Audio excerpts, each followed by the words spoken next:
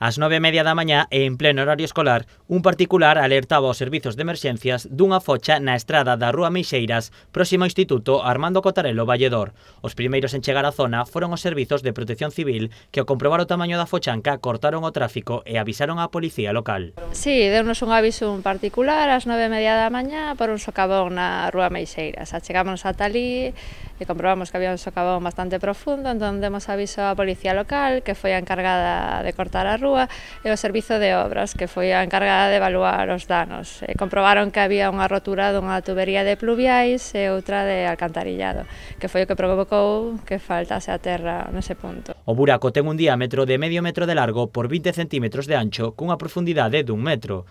Ata a zona achegáronse os técnicos do Concello para comprobar o estado da calzada. É unha dotación, un camión e despois foi unha patrulla da policía local e un vehículo do servizo de obras. Segundo a inspección realizada polo enxeñeiro municipal, a fochanca tivo lugar polo baleirado provocado por unha corrente de auga procedente da tubaxe que canaliza un regato baixo a vía.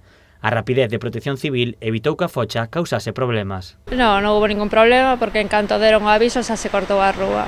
A estrada está agora mesmo cortada no tramo que une a avenida de Cambados coa rúa Benitiño.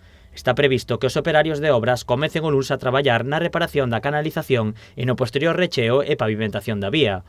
O tramo non se reabrirá ao tráfico ata que a obra estea completada. O corte da circulación non impide o acceso a distintas zonas da periferia como o instituto ou o campo de fútbol por outras vías. A policía local colocou sinais de aviso para alertar aos condutores de que a rúa está pechada. O peche do tráfico tamén obrigará a desviar os autobuses do Instituto Armando Cotarelo Valledor. A seguridade da vía volve a quedar no aire tras a denuncia que unhas veciñas fixeron en setembro. A zona transitada diariamente por decenas de estudantes carece de beirarrúas, a maleza sobresae das fincas e a visibilidade en algún punto é escasa.